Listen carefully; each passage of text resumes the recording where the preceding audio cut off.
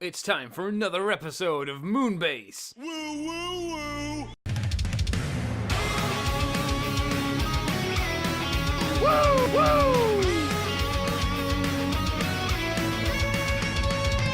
Woo, woo. Woo, woo. Woo, woo! Hello, everybody, and welcome to the Moonbase 2 podcast Christmas edition, even though it's running a bit late. My name's Andy, Corporate Commander TFW, and I'm joined at the end of the year, the Omega Day on 2017 by Mr. Mikey G. Wolfie 3. Hello, Mikey. Oh, ho, ho, ho. Merry Hanukkah, miss. Yes, now I will explain the reason why this is late, because this was meant to go out on Christmas Day, was because I got hit pretty hard by the flu and could barely stand, walk, or do anything of that nature. Yeah, you suck. Yeah, I pretty much do. It was a pretty rough time. Even now, I'm still kind of getting over it. So if you hear random coughs that I forget to edit out, or me randomly gasping for air, that's because I've still got a cough. But for the most part, it's all done and dusted now. So, but you know, I wanted to make sure that we had the Christmas show done. Otherwise, we wouldn't have done this show. And to be honest, you suggested it, Mike, and I thought, yeah, well, we did promise them we'd do it. And I thought, I can't just not do one. Then in the back of my head, I was like, maybe we should just skip this week. And I was like, no. Well, I was just gonna grab Jai or something and let you rest. No, back to the wheel. You know that wheel that Conan has to turn that does never seem to do anything. What did that wheel do, Mikey? Lamentations of the women? No, he lamentated the women later. He was merely a boy, and he had to push a wheel around and around for no particular reason. Grew him good, though. Grew him good. So, right, we didn't get a huge amount of feedback, but that's okay. We are going to start off with Mr. Matt's audio file, because he's the only one that sent in audio, so we're going to play Matt's audio clip now, and then we're going to have a talk about the movie that he suggested and what we think of it, because I've got some thoughts on it, and I'm sure Mikey can talk about Die Hard, because Matt mentions Die Hard. Die Hard! And I know that's been something on your mind for a while. I think it's on everyone's mind, because no one will stop talking about it. All right, Matt, let's hear what you got to say. Woohoo!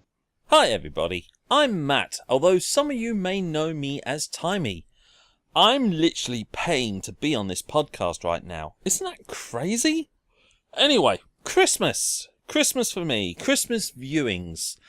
Some of you guys will probably no doubt say that Die Hard is the quintessential Christmas movie, and okay, alright, you're all entitled to your opinions, but if you're going to say that Die Hard is a Christmas movie, I'm going to tell you that Lethal Weapon is also a Christmas movie, and we shall move on from there. As for actual proper Christmas stuff, as a kid, I used to love stuff like the Santa Claus movie with Dudley Moore, great film. Scrooged, again, great film. Worth a viewing.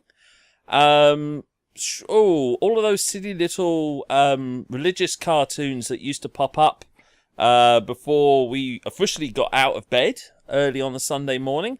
And of course, the quintessential classic known as Christmas Comes to Pac-Land is always worth a bit of a giggle.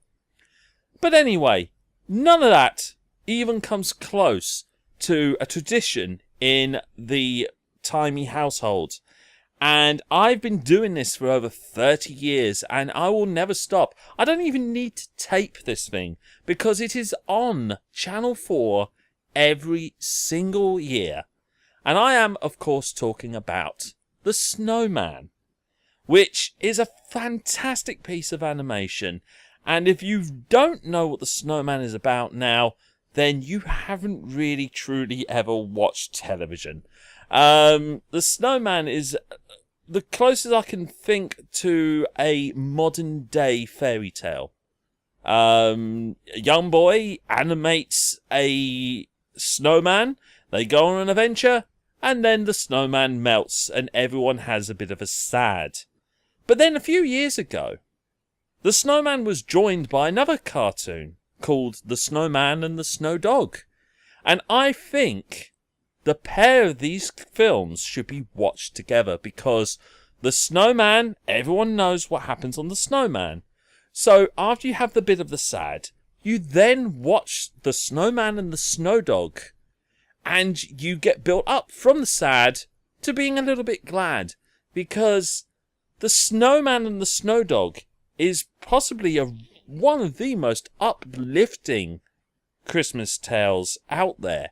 I recommend you actually watch both cartoons side by side because the snowman is very uplifting at the beginning, and it's fantastic up until the end. And as a kid, I used to actually miss the ending because it bummed me out that much. But now I can watch it because I know immediately after the snowman, you get the snowman and the snow dog. Because the snowman and the snow dog starts with the death of a dog. Oh, I know I'm laughing about this, but holy crap. But despite that downer, it ends really, really well. And I really firmly reckon you should watch it. If you've ever had a pet in your life, you can really associate with the snowman and the snow dog. Because you experience loss, and then you re-experience what it is to have that the memories of your good times with your pet at the same time. It's such a great cartoon, and I'm trying my best not to spoil it, but I kind of spoiled it by telling you it's got an uplifting end. Just go and watch it. Watch the snowman and watch the snowman and the snow dog together. Because it's, for me, proper Christmas telly. Anyway, with that being said, I'm going to pass it back over to Mr. Millman and possibly Mr. Mikey if the leaves or the snow or whatever is affecting the line has cleared away sufficiently for him to speak. Toodle pips, and have a Merry Christmas. So, Mikey, Matt suggested The Snowman, and I'm walking in the air. yeah, I want to talk about that. I will say I've never seen this. Is it the Snow Dog that you also mentioned? Never even heard of it before. I'd heard of it because I knew people were talking about it a few years ago. People were like, "Oh, Snow Dog, so good." It's like how Blade Runner got a sequel, and everyone was just like, "Well, we're not expecting anything much out of it," and then everyone comes back, "Wow, cinematic masterpiece." Maybe I don't know. I didn't. Is the Snow Dog the Christmas Blade Runner? Well, 20, Matt, whatever it was. Matt kind of sells it pretty hardcore. So, first of all, because I assume you've seen it. Have you seen The Snowman? Yes. So, what do you think of The Snowman? What were your opinions on it? Like, when did you see it and all that kind of jazz? It's probably one of the earliest Christmassy Christmas movies I remember seeing. Then again, like, I should also qualify, some of my Christmas movies have nothing to do with Christmas. Like, I also saw The Land Before Time at Christmas. Okay, yeah. Because the Christmas video van was going around, and they said, "Oh, we got this new cartoon in," and I ran. I just grabbed it and ran. What do you mean, the Christmas van? You got to back that story up. What's the We Christmas had a video van that went round, and Right. at Christmas they came around with, like, new stock. So they'd be driving around the area, and they'd be pulling into people's houses. Do you want to rent a video or anything?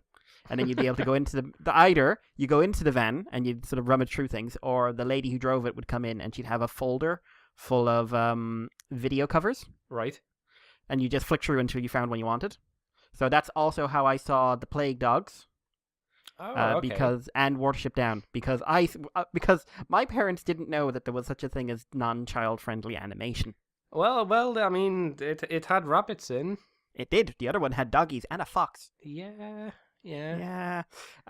So I ended up seeing a lot of movies that at 4 you really shouldn't be watching. This must only be an Irish thing because I've never heard of a vehicle van or video van. We're super rural out here. So Yeah. like the nearest video shop was in the town, and that was a good drive. Is this how they got news to you? Did they bring news on videotapes? So like, is the war over yet? Oh, we gotta wait till next week's delivery. Coming out in 1985. Yes, the war ended. War Germany over. retreats across Europe. A young whippersnapper named Adolf Hitler is taking a different attitude to it all.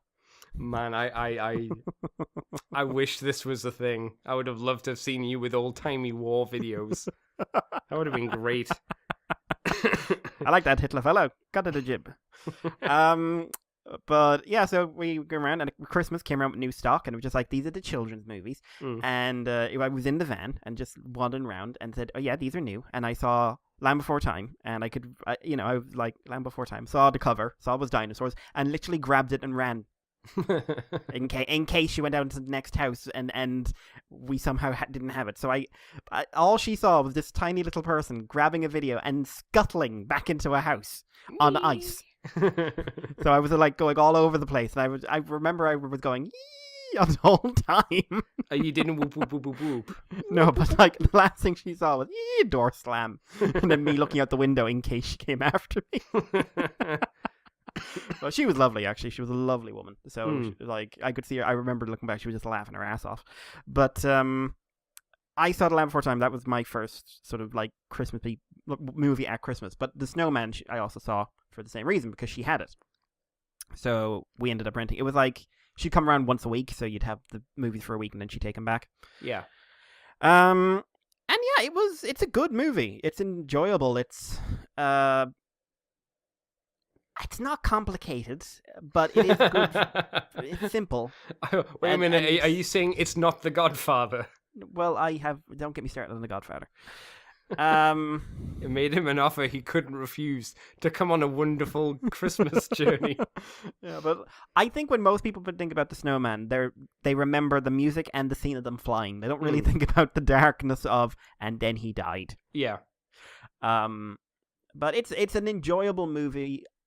I've always felt, as I've gotten older, it's one that for me has aged rather poorly. Right. Because the story's very simple, and apart from that, it's just a nice song. Sure. And nice music. And nice visuals, like lovely visuals for the age. But it's just like, yeah, I find it hard to rewatch. Okay. What's your thoughts on Le Snowman? I hate it. Why do you hate the snowman? I've never liked the snowman. You saying all these nice things, and I was thinking to myself, yeah, fucking hate it. I can't stand it. As a child, I never liked it. Is this because you came outside and like snowmen were being placed outside your window? Is No. this like the Calvin and Hobbes strip?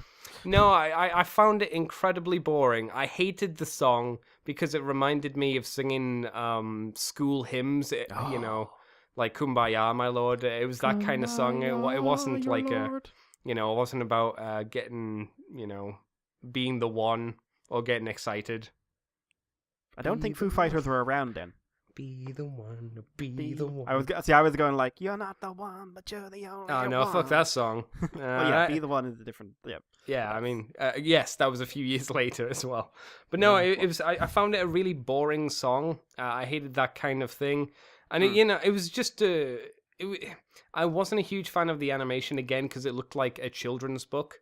And for me, who enjoyed watching things at the time, I'm trying to remember when I saw it as a kid, and I must have seen it young, obviously. Yeah. And I'm pretty sure like Thomas the Tank Engine and Sooty and Sweep were much more visually entertaining than a snowman flying through the sky with this weird storybook quality to it and a really high-pitched, I thought, girl at the time singing a song. Later on, I learned it was a little boy singing it. I was like, okay, fair enough, good for him.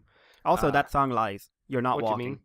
Oh, no, there's no walking at all.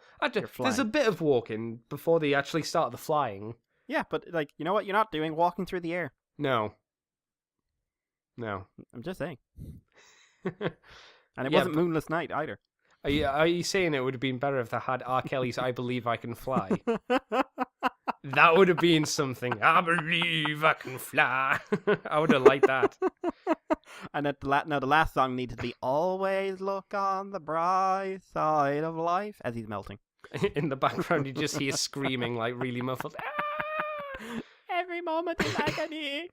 Yeah, so I'm sorry. Why didn't you put me in the freezer? I'm sorry.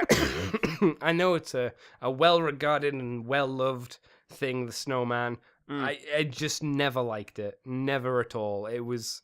I wouldn't say it's my least favorite Christmas film, but like if someone said, oh, we're going to put on the snowman, I'd say, I'd rather watch anything else. Anything else you got. I'd watch Love Island, actually. Love Island, actually. That's right. You'd watch Love Island or Love Actually. Sure, yeah, they're the same thing. Because Love Island's just awful. Yes. Why do people watch that crap at any time of year? Some people like to watch poo. What can I say? Just adults sitting on an island going like, "Oh, I want to fill you up, love," and then they'll never speak to each other again afterwards. Or if they do, it's going to be a very violent sexual relationship. Are you still single with pickup lines like that, Mikey? I don't know. I'm not on TV. No one's hiring me Yes. to be a misogynistic pig on TV. Well, I we work need out. to I change could do it. that. We need to get that changed. So the snow dog is... me and Mikey obviously can't comment on it as we don't know it. But apparently there's a dog and it dies. So, you know, at least they're keeping with the upbeat, happy theme of the snowman, I guess. Woohoo. Woo! Yeah. So I suppose we should move on because we got some other people throwing in their thoughts. So, Mr. Mikey, do you want to kick off with the first person to throw in their hat as to their favourite Christmas movies and all that jazz? Yeah, as I scroll up. So this is from Private Spoon, the lovely Carol. Is it? It is Carol, isn't it? It is Carl. Carl with a K. So, I was going to mention Gremlins, but the more I think about it, then The Muppets Christmas Carol is the best Christmas movie for me. The Muppets, scenery chewing Michael Caine, songs, and the quintessential Christmas story shouldn't work, yet somehow it warms even my cynical old heart. Yeah, Muppets Christmas Carol is very good. The thing that really I wouldn't say Michael Caine's chewing the scenery as such. The way I'd describe it is he's acting like he's in a incredibly seriously done stage play. Yeah, like yeah. he's on at the West End performing, Yeah. and he just happens to be with these weird puppets. Yeah, I think that's a really good way of putting it. Yeah, I don't know if that's how he acted it, but that's he's taking that role fucking seriously. Oh, yeah, well, he's not joking. Him and Patrick Stewart and they're always guys who just go like, "Oh yeah, this is a role." Yeah. I'm not in I'm not winking at the camera. No, there's none of that. And I suppose that's why you have Gonzo and Rizzo doing that. Oh man, that stuff. Yeah, love that. So what? I mean, tell me, Mikey. Tell me of your Muppets Christmas Carol. I mean, it is objectively the best Christmas movie. Objectively, yes. It just is. I mean, Miracle on 34th Street, original or remake. Original. That one where the guy is going like, "Well, my family didn't know I was alive," and he had that really weird accent, and I know he's some really classic It's a actor. Wonderful Life. It's a Wonderful Life. Thank you. The classic movie, It's a Wonderful Life. You know, that movie where the guy doesn't want to be alive. The Godfather? I don't know. Or he sounds like that guy selling cars in The Simpsons. Oh, Gil. Or Yes, he Gil, does. basically. Yeah, I can Gil see is that. just having a really bad time. They're all the classic Christmas movies. Mm. It's not as good as The Muppets Christmas Carol. Yeah. It's got excellent music. As someone who doesn't like musicals, it's very funny still years later. Everyone in it puts in a good performance. Mm. And it was the heyday of the Muppets, like when they didn't try to be edgy, or the guys directing it didn't make really crap movies about Gonzo going to space. Was Jim Henson still alive at that point, or had he passed on? I think he'd passed. 'Cause Yeah, if I he think hadn't passed, so. he was very close to passing. Yeah, that's what I was thinking. But- I'm pretty sure he might. I think it was done by his son at that point, wasn't it? Mm. What But was his son? Ben? Is it Ben Henson? Think so. Yeah. But I mean, for me, the key moment is the workers just like some coal to save off the cold. Well, how would the workers like to be unemployed? This is my island in the sun. Oh dear. And Michael Caine's just brilliant in it. I mean, the guy's a great actor at the best of times, but people do not give him credit for that role because that's a really hard guy to sympathize with at any point in that movie until the very end, and you do. And he does a good job, I think, of showing the progression, like the way he interacts with the spirit of Christmas present. Like, you can see that he doesn't want... Well, I always felt like he didn't want to enjoy being around him, but the presence of that spirit is just so uplifting and so much having fun that you see these moments where Ebenezer's really enjoying himself and enjoying being around this weird Christmas presents, and it looks a lot less creepy than the one from the past. That's the creepy doll. Yeah, and Ugh. the Grim Reaper. Well, But- yeah. And then he has a really sad moment where he kind of dies. Which one? The Oh, present. Yeah. present, and it's Yeah. just because it doesn't feel like he's leaving; it feels like he's dying. Yeah. No. Yeah. Well, the Hmm. present's always dying, I guess. Yeah, Ha ha ha. and Tiny Tim. Merry Christmas. Yeah, it's not a movie. Yeah, I know somebody said if you want to see the good, serious version of Christmas Carol, go see the Jim Carrey version. Really? That just looks awful. I don't. It's okay. I've seen it, and it's very dark and very atmospheric, but it's not engaging because I'm just sitting there going like Michael Caine did it better. And it's this.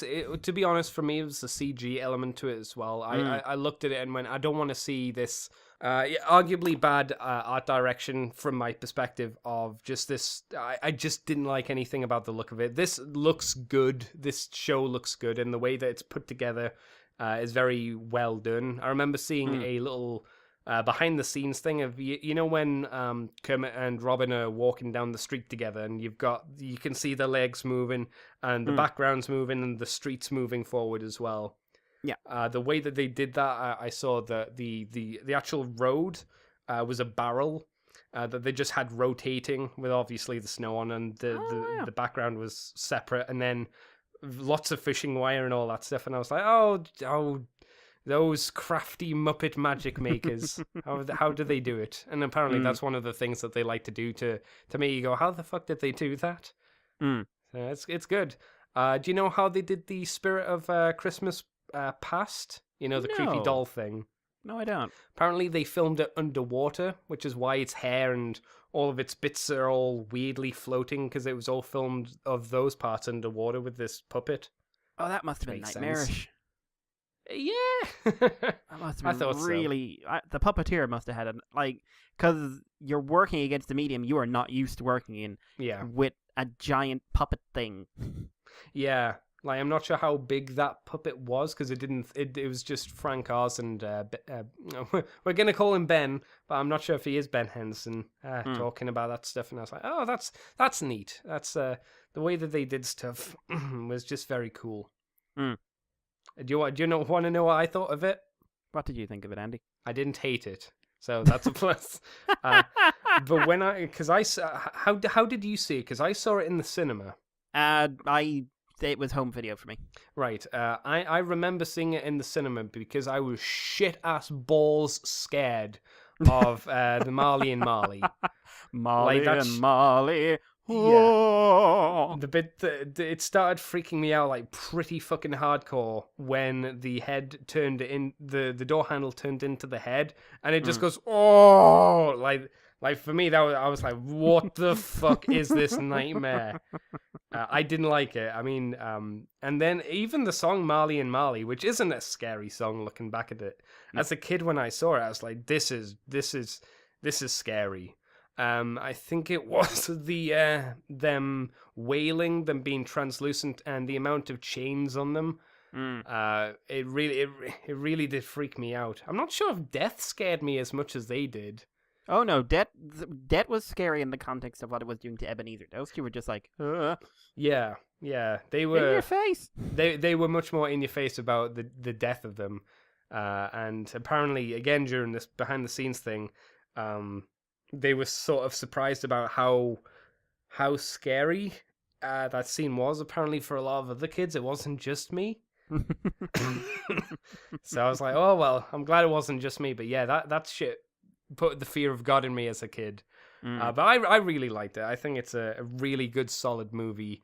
Like you, it's got some great musical numbers in it and some really funny moments. It's nice to have Charles Dickens as a character, as Gonzo, to be the narrator, to explain everything that's going on and all that. That's quite nice. And my God, the fourth wall is just shattered with those two. It is. It really is. I know it's not when Rizzo was introduced, but it was the first time I knew anything about him. It was the first time that him and Gonzo were put together, apparently, as a duo. But no, he apparently had been in beforehand and all that. But it was the first time that they were paired up, and I think they clearly made a good pair, the two of them. Oh, yeah. Now, apparently, again, a weird little thing that I remember from this behind-the-scenes thing was that, once Ebenezer comes back and he talks to the little bunny, and he's like, you boy, you've got to get me a turkey, you little cunt. Yeah. Until that point, Charles Dickens, Gonzo and Rizzo had been invisible to everybody else. But at that point, they had rejoined the story, and they had footprints in the snow, and the bunny had reacted to them, like they'd ran past. So Oh, yeah, I remember that, because they ran into him, didn't they? that's right, yeah. Yeah. So it was a deliberate thing of saying that this is how they were showing that Charles Dickens was now at the present point, and everything else has kind of happened in the past, in a sense. And I was like, oh, that's a neat but really stupid filmmaker woo-woo piece of crap that you'd add in. I was like, oh, very good. No, I didn't know as a kid. I didn't know as an adult looking back at it, but it's like, oh, that's neat. I like that. But yeah, that's. I'm really glad as well that Ebenezer didn't. They didn't think like, you know what, we need him to make out with Piggy or something like that. We need Michael Caine to have. You know how we had a girlfriend? We need that to not be a person. We need it to be a Muppet. I'm glad they didn't go down that route, because they could have done for a laugh, but they didn't. So I'm glad about that. Yeah, me too. No, that's just uncomfortable weird. Yeah, that could have been real bad. Though, we know that Kermit obviously had done it with Piggy because he had a family. Oh my god, yeah. But to be fair, he clearly has in every version of the Muppets. Yeah. I'm surprised he's vertical.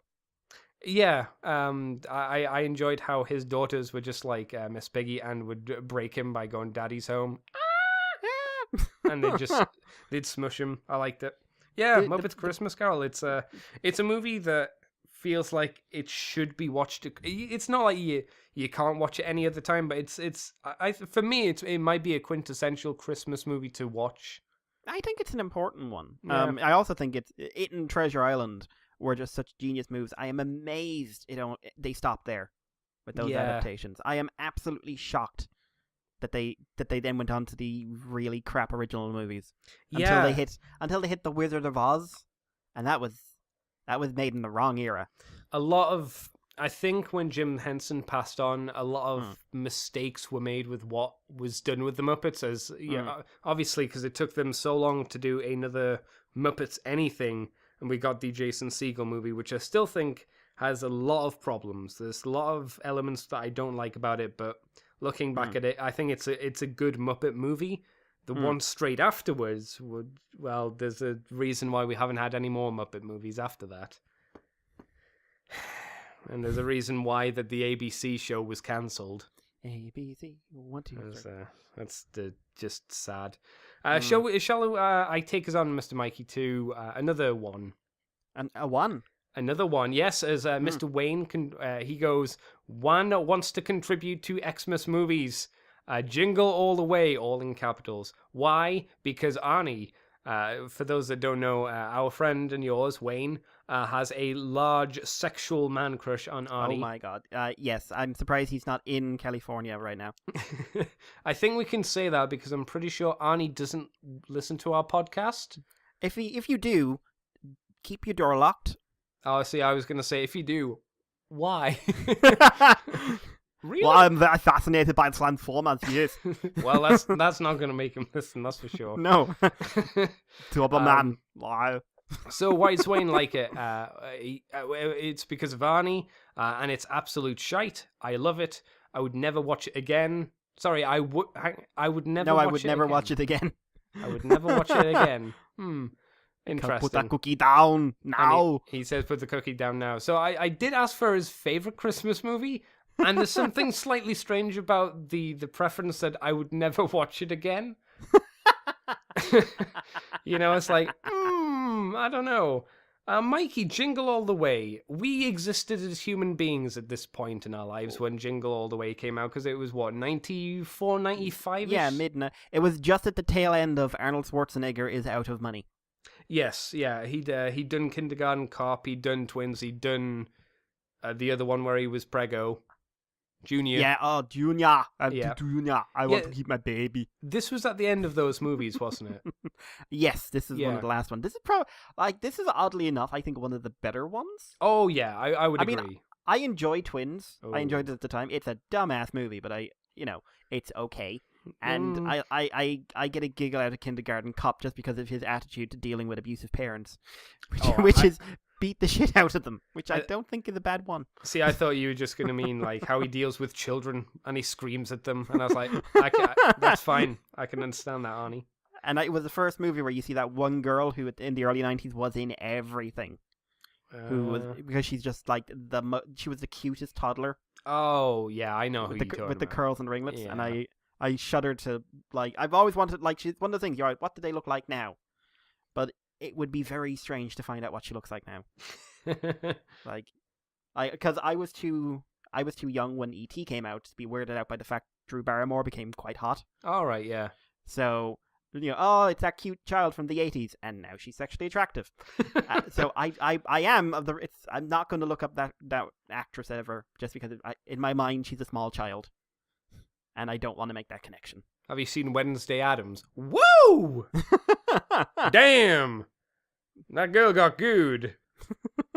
That girl got good. That girl got good. Yeah, I'd put an order in the menu for her, like, Jesus. Wow. But yeah. You're subtle. You're subtle. Emil, I don't need to be subtle. Whatever.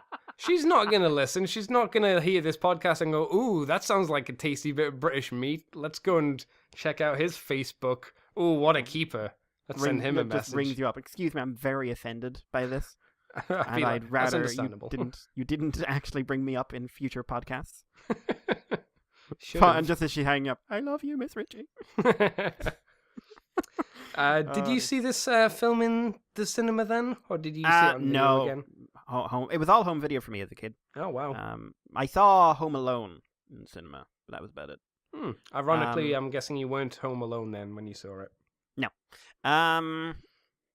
But yeah, Jingle All the Way is just nuts. It's dumb, fun.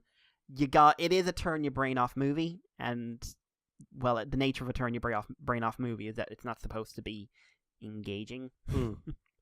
But yeah, it's just it's that sort of physical comedy stuff that we don't get anymore. Yeah, and I appreciate that. It's no Last Action Hero, but it's a watchable enough movie. I think you should watch it again, Juan. I don't think it's quite shite. It's just shite in the context of better movies. It's very much a kids movie. Yes, it's basically, hey, remember that really dark movie with all the adult violence and stuff you saw, in the 80s? Well, we've decided to do a TV kids-friendly version. That is what Arnold Schwarzenegger was in those films. Yeah. So, like, oh, wow, it's this thing that really appealed to people. And now we're going to completely change everything because, oh, God, we've got to put it on TV. So that's what, Jingle All the Way Arnie is. Was this the last role for the guy that played Troy McClure as well? The next door neighbor, sleazy dad. I think this was his last role. That was so sad. Yeah, because his story, if you don't know it, is utterly tragic. Oh, the actual man. How so? Well, he was he was depressed, and his wife was very depressed, and unfortunately, I think she stabbed him. Oh, okay. Yeah, but he was originally intended to play Captain Zap Brannigan. Oh, right, in I can see Futurama. that. Yeah. And Billy West when he auditioned for the role afterward, because it was actually created for him. Right. The entire they hadn't done an audition, and they were just saying we're just going to get him in to do it. Yeah. But he also did Bilko around then, if I'm remembering right. But yeah, when Billy West was asked to come in and do the role, he purposely did it as an homage. Right. That makes sense. So that's why he has all the same annotations and everything else. Right. So, yeah, the guy had a really rough run of it. He was one of those people who everyone said, "Oh wow, he's so happy and friendly and everything else," and behind closed doors. Right. Yeah. That's a shame. Yeah, kind of like, I don't know. To be fair, like a lot of people involved in comedy, you find out. Yeah, I suppose so. Yeah, but he went out on a odd film, but it was a different kind of movie. I saw it in the cinema. I'm pretty sure I dragged my parents to see it with me. So you know. Were you expecting like the Terminator? No, Like- no, Turbo Man is actually Arnold Schwarzenegger and going on a killing spree. no. I saw the trailers and bought into it being cool. You Because I fool. was a child, and when I was a child, I had no taste. Like I came out of X-Men: The Last Stand, going, that was a pretty good film. Oh my god! Yeah, You years weren't later. just a child, you were a stupid child. Yeah, I mean, obviously things changed, and I became dead inside, and as I am now. But yeah,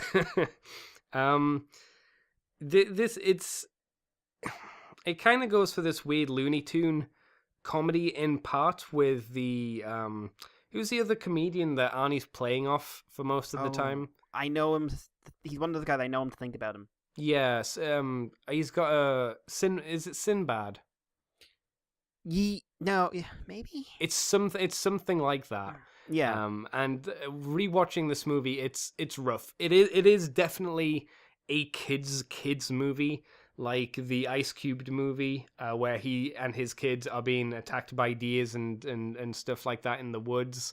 You know, it's all that kind of terrible, like lowbrow humor, like The Rock when he was playing the Tooth Fairy. You know, it's one of those kind of films, but I think there's some interesting elements to it. I think it feels very much like a product of its time with the shitty action figure, and the Macy's Day Parade or the equivalent of that, whatever that might be. And I do like how it shows you how fucking awful it is to be a parent at Christmas and try and get your kid the latest thing.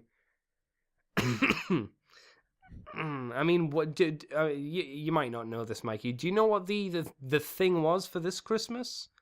For this Christmas, not a Yeah. fucking clue. Not a fucking clue. It's I don't probably know, fidget spinners. It's wow, fuck you, Mikey. It's probably not as bad now as it used to be, but obviously for both when you and I were kids, like There was always the Christmas the thing, toy. yeah, Furby, Turtles, Transformers. There was always that one thing that everybody had to have. I hope we're kind of past that for the most part. Maybe kids just like want the newest iPhone.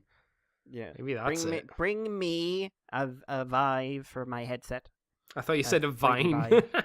A Vine. No, Vine's Vine. gone. I was gonna say Vine's not here no more. It's done. So yeah, that was Wayne's thing. Jingle All the Way. Wayne thing. I'd argue it's probably the worst movie on this list. of people's- Objectively. Objectively, it is the worst movie that has been suggested. So, Mikey, do you want to take on Nicole's? Because she did 3. But Yes, that's because okay Nicole. because it's Nicole. Yeah. Because Nicole.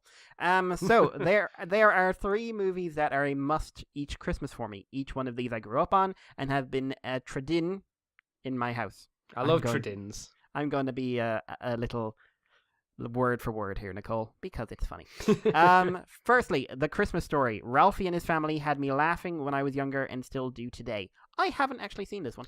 No, I don't know if I have. I'm trying to The Christmas Story. Can it be a more generic title for a Christmas Who's movie? Ralphie? What is his family? Are they aliens? Is this like Alf? Oh, that would be a weird movie if it was all about Alf. Ho, ho, ho, I'm eating your cats. That was oh dear. oh, okay. I've seen the picture of this before. I'm guessing Let's Ralphie is the child in this weird pink bunny outfit. I'm gonna send you, Mikey. I definitely haven't seen this movie. Let's see. There you go. There's a picture of what I assume to be Ralphie in a pink bunny outfit in the movie. No, I think I know is that again? That's that actor who everyone said was adorable or something like that. I don't know. To be fair, a lot of people said a lot of kids were adorable. No, it's not because I thought it was the guy from that movie where Show Me the Money. But no, it's Give me a back child my that looks son. a lot. Give me back my son. It looks a lot like him. I think it looks like a young James Corden. Oh yeah, very young. Yeah. It's not. That is not a joyful child. No, that's a child on meth. And also in a pink bunny outfit. So Yeah. I wish I could comment on this. I thought I'd seen most Christmas movies. This is one I have not seen. I think I've seen a Nostalgia Critic talk about this before, I'll have to take your word from it. and I don't think he was super positive on it. But I'm not sure in all honesty. It's a shame we can't go more in depth into this one, but we can't do it. What's the next one on the list then? Gremlins! Controversy has arrived. I fell in love. Well, yeah. Gremlins and Die Hard. Those are the two big ones everyone has not been shutting up about at all. Is it controversial that one's a Christmas movie? Because that one is at Christmas. So some Gizmo Die is a Hards, Christmas present. they're. I don't know. I don't know when Gremlins came out for one thing. Did it come out at Christmas? Oh yeah. That it was a Christmas movie. People freaked out because kids saw it, and Yeah, they shouldn't. but no, it did come out at Christmas. Everyone started climbing in the microwave. And the I mum fell in. stabbing the gremlin. I fell in love with Gizmo from the first time I say him. My last dog, Abby, was given to middle name Gizmo because she looked like him. Unfortunately, she had more of the personality of Stripe. I'm pretty sure I remember Nicole telling me about this asshole dog that she had. That was a bad dog. Yeah. It was a bad dog. Gremlins is nuts. I mean, it hits so many of the things I love about horror and practical effects and stuff like that. Yeah. Like, it's the kind of movie Guillermo del Toro would do now. Yeah. At least, like, so you'd have some visual input or something like that. But it was, again, the Henson stuff at their finest. Yeah, I thought it was great crack. It's nuts, and it should not be watched by a child, but yeah, it's a Christmas movie to me. It's set at Christmas. It is a Christmas time of goodwill. So, Okay, now this is where it gets weird, because I'm on IMDb, so how accurate this is, it's got the US release date for this movie, apparently, was June the 8th of 1984. yeah. But it was released over here in the UK on the 7th of December. So I always forget there was such a big delay back in the day. yeah, there was fucking massive delays. Yeah, when June, August, October, November, December, most of the releases seem to be around December. It was released on Christmas Day in Uruguay, on Christmas Day, and Peru and on Christmas Day as well. Yeah, I mean, I would judge it as a Christmas movie. It takes place at Christmas. Christmas things happen in it. It's a good warning to children to, pets are for life, not just for Christmas. Yeah, exactly. Do what it says in the fucking box. When did you see Gremlins then? Oh, I was about 12, I think. And it was at Christmas. I was a lot older. I was staying in bed. I was in bed, and it was on really late one Saturday around Christmas. So I just stayed up watching it. Because I had a TV in my own room back before we had the satellite. I had the little black and white. So it was all in black and white, which kind of works when you think back on it. Yes. Well, yeah, I suppose that movie can work in black and white. I don't think it would lose anything by not being in color.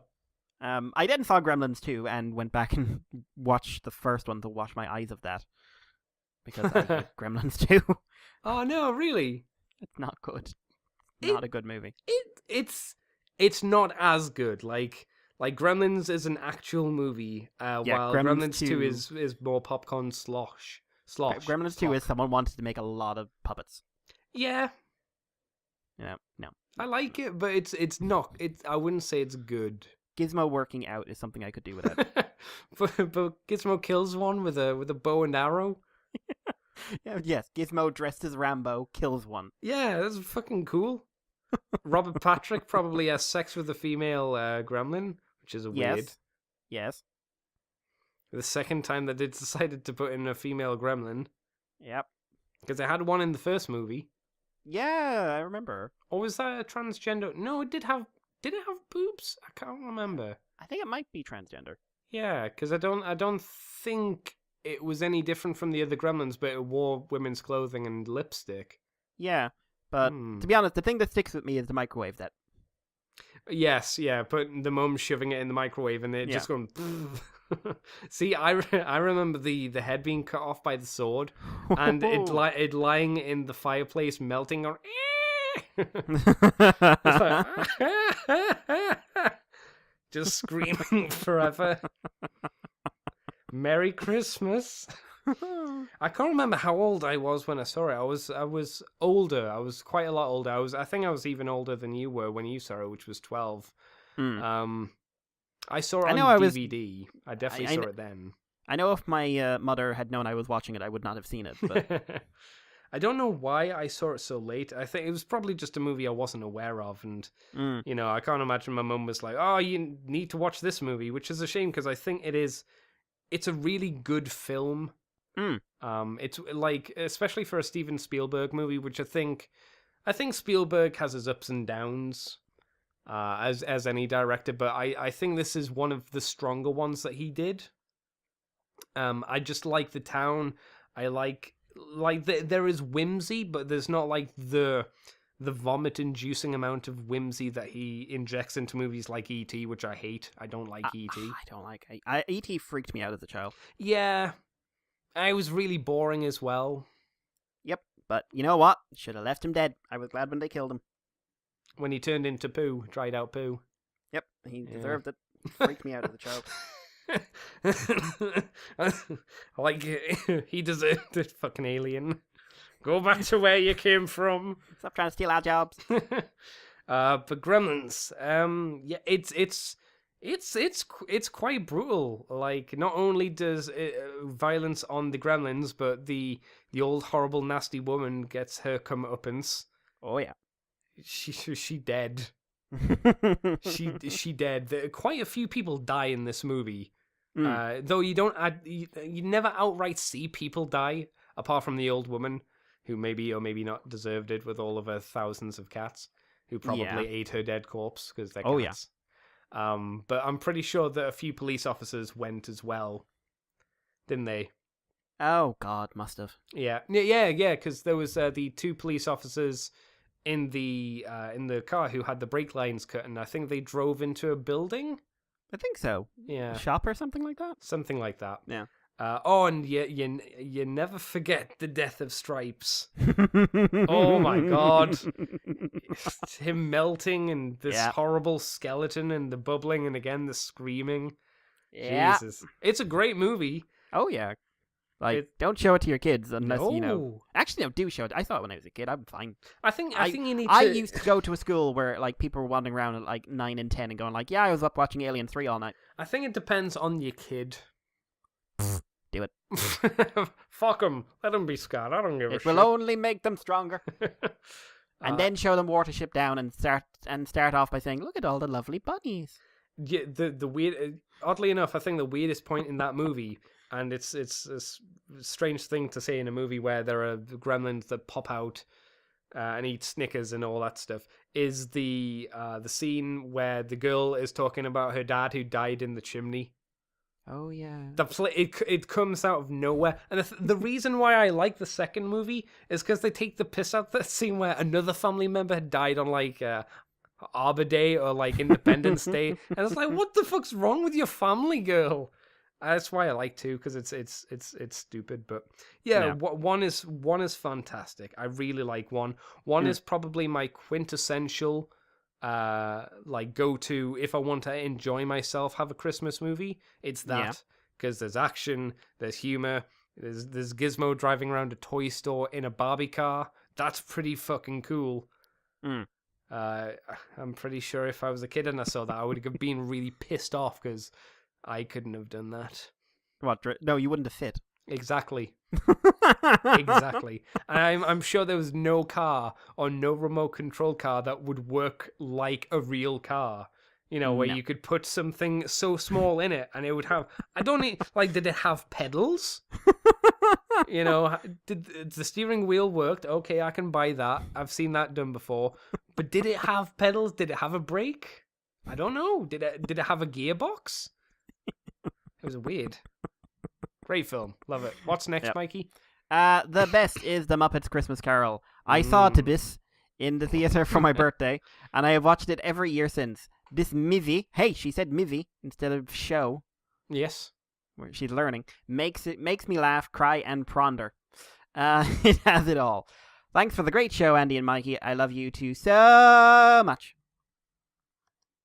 So much. So much. So much. Yeah. Christmas Carol. I don't think we could say anything more on it. No, it's good. We've talked about it before. It's still good, still really solid. So I guess, Mikey, since we've gone through everybody's thoughts on their favorite Christmas movie, like what's your favorite Christmas movie? What's Mikey's go-to Christmas movie each and every year? I'm going to tie this into the whole Die Hard thing, because Die Hard is not my favorite Christmas movie. Okay. But I can see why it's considered a Christmas movie, and it has nothing to do with the content. Yeah. For me, a Christmas movie is one you see at a time you associate with Christmas. Mm-hmm. So it can be anything. It could be Star Wars, it could be Star Trek, it could be Trek Wars. And, you know, a lot of people saw Die Hard at Christmas. It's very fun memories. Sitting around, you know, watching it with the family or watching it at the cinema or whatever. I mean, for me, the only Die Hard memory I have was the video game. Oh, which one? For Vengeance. The collection. Yeah. The Die Hard trilogy for the PlayStation, that- where you had yeah, that was a good. I don't mean to cut you off, but that was a good set of Yeah. bugged, A good game in problematic games. Yep. But I was, you know, that was set at Christmas. I played that at Christmas, so I mean, that's a big Christmassy thing for me. Sure. But for me, it's about what does this movie make you feel? Does it make you feel Christmassy? Mm. So I have a few. I always have to watch the Wallace and Gromits. All right. Okay. All of Always have to them. watch. Yep. Not necessarily Shaun the Sheep's one. That's like I'll watch it if it's on. Right. But I have to watch The Wrong Trousers. It's especially at New Year's. Ah. And I love watching The Were Rabbit as well. I've never seen The Were Rabbit. Oh, it's so good. They've got it. The Aardman's doing a new movie in January, and I've got to see it. Really? Yeah, cavemen this time, so I'm curious. But Were Rabbit, so good, so good. Grommit's amazing. Also, my God, it's violent. Oh, really? Okay. But you know, The Wrong Trousers is basically after Christmas dinner watching for me, sitting there Right. on just everyone's feeling too full in front of the fire, and there's a dog fighting a penguin. Yeah, I liked that penguin as a kid. Yeah, he's amazing. Jurassic Park, my sort of my main Christmas movie, which I haven't actually watched this year. Due Is to that really your circumstance. Christmas movie? Because I I watch thought it that would once just a year. be. I would have thought that would just be a general movie for Mikey, because you know I peg you as a dinosaur person for some am. reason. But the video came out here at Christmas, Oh, okay. and I remember because I spent 6 months hounding the video shop every Monday. No, I am not kidding. No, They stopped no. answering my phone calls. Oh, Mikey. I honest to God, stopped answering. And I did see Jurassic Park in the cinema. Hmm. But I got the video at Christmas as a Christmas present, and I always try to watch it at Christmas. And if I don't watch it at Christmas, I watch it around. So, and then I tell everyone to get out of the room. This is my time. And that's when you put in The Lost World. Yeah. Yay! As tears roll down your face. I hate myself. Another one. It's a Christmas movie, but I don't get it because of Christmas. I bought it on my communion, actually, with my communion money, just because hey, I was buying movies. I also got I got two, and they're both Christmas movies, and they were out in the middle of summer because it took about 6 months for videos to come out. Right.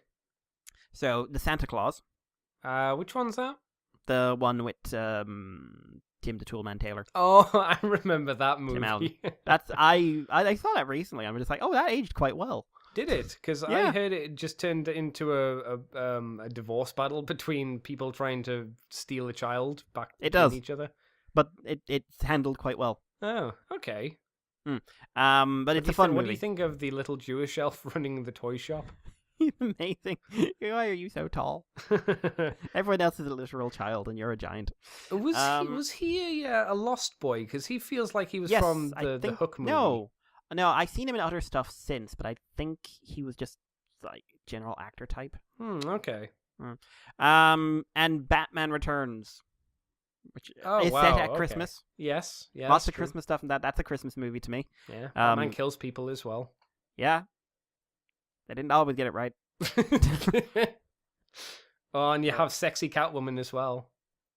As someone said, someone was paid to put her into that outfit, and I guarantee you that he never took a sick day. He's just Oh, I hate my life. It was confirmed it was actually a man as well. I'm shocked. I would have thought it would have to be a lady because that is a tight suit on her. Someone had to powder Michelle Pfeiffer to get her into it, and it was a man. I'm not surprised that that couldn't have been comfy for her. Yeah, but I mean that movie freaked me out in several times because I saw it when I was 7. yeah, I saw that really young as well. I can't remember. I don't remember the. I'm pretty sure we recorded it from Sky, but I definitely remember seeing a little penguin baby. Yeah, Little you freaky know hen. that. Yeah, and It's the nose bit that gets me, well, where he bites off someone's nose. and then just sort of sits there like talk about how he wants to sleep with someone while See- blood's running down his chin, and you're just like, oh god, why are you even a thing? And yeah, I don't think as a child that freaked me out. It got I- me. I wouldn't have got obviously the sexual stuff because I would have been like, I don't know what penises are. My constant Run, phrase, as you run naked through the room. my general phrase as a child, what's a penis? And then they'd go, that's so Andy. That's so Andy. I can't remember like what my reaction was to the nose bite though. Maybe I didn't react. Maybe that's really, really disturbing. Maybe. Andy, he bit off that person's nose. Batman! He's missing a nose. He's bleeding. Batman! Yay! Yay! Penguins with guns! I remember being fucking chuffed when I got the toy. Suicide penguins. Yeah, I got the toy pack of the penguins, and I was proper excited because they had the guns and the rockets on them. And I thought that was real cool. And yeah, I'm gonna say one that I'm waiting for this. One of my favorite actual Christmas. This is set at Christmas movies is Love Actually. Okay, I've never seen it because I don't care about romance. Really good. It's very funny. Really good cast. Very good writing. Liam Neeson is great in it. It's just really genuinely fun. And also your man, Nick from Our Family's in it. Oh yeah. he plays a British idiot who's going to America to get laid. Oh, okay. The entire reason he's going to America because, quote, American girls are easy and love British people. How does he do? And it works. The first pub he goes into, he says, I want an American beer. And there are 2 hot models who are sitting at a table and hear, oh, we love your accent. And they make him say things like door and table. And then, what is it? Oh, where are you staying? I haven't actually found anywhere yet. Well, we do have a flat. Oh, it is quite small. So you'd probably have to share with one or both of us. Oh, and the heating is broken and we can't turn it off. So we would have to be naked. And remember, this is Nick from Our Family playing that character, doing that goofy face, and just, all right. And then a third one shows up. And she's the hot one. Right. Because, the supermodels didn't count as that. Oh, of course, yeah. And it's fun. It's a very fun movie.